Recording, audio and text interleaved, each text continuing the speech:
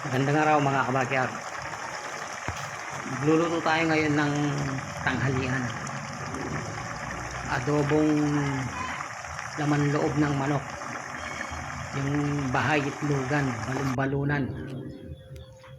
Ito yung mga gagamitin natin mga kabakyard. Yung balon-balunan at saka bahay itlogan ng manok, hiniwalay natin, pinagsama natin.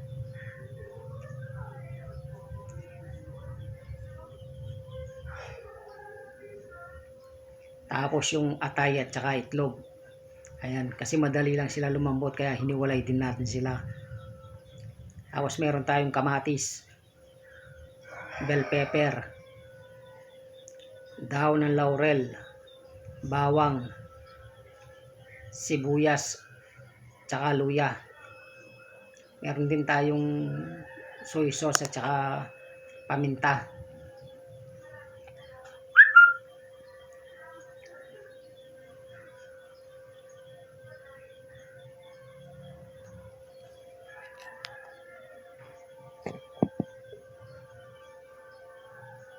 Magigisa na tayo mga kabakyard. Yung ating luya.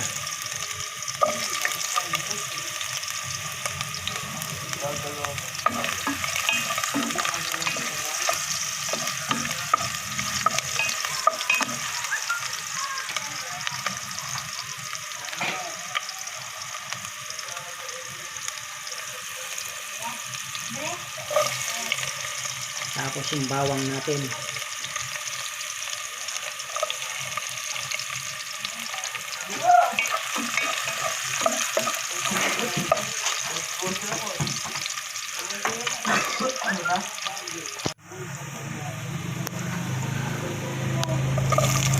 Tapos sibuyas.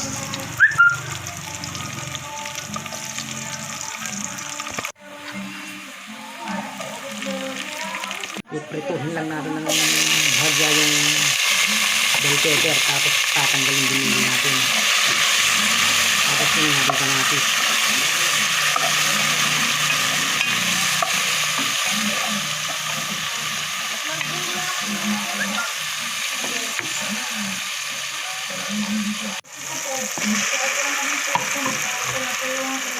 Lalagyan natin yung ating balon-balunan. Balon-balunan yung una natin ilalagay kasi yan ang pinaka makunat. Matigas siya.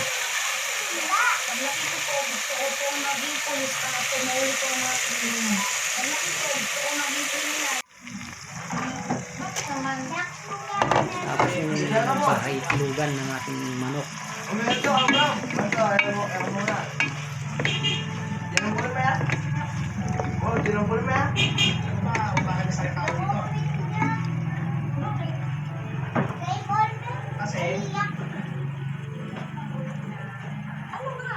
Kasi masarap yung lasa niya.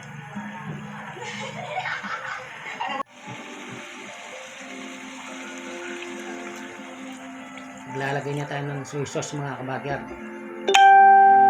Palalambutin na natin yung ating mga balon-balunan at saka bahay itlogan ng manok para magkalasa na rin yung ating mga laman loob.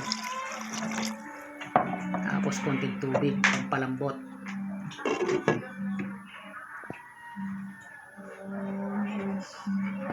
Hingi po pera.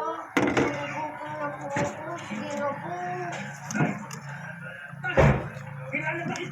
Yung dahon lang yung laurel natin mga kabakyard, saka paminta. Pagbibigay din ng lasa yan at saka pampabango yung ating dahon ng laurel.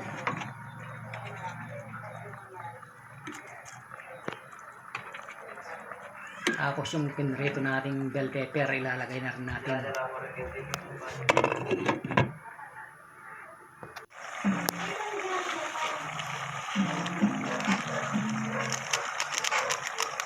Maglalagay na rin tayong pampalasa mga kabakyard.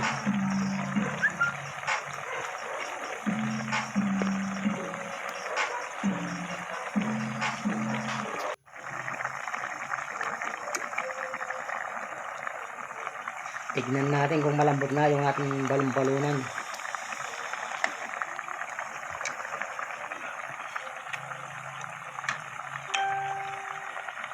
Ayun.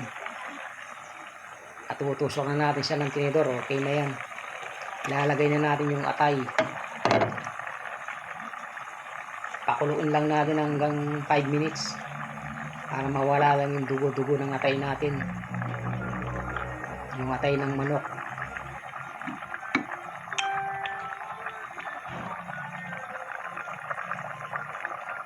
Madali lang naman kasi nang maluto yung atay.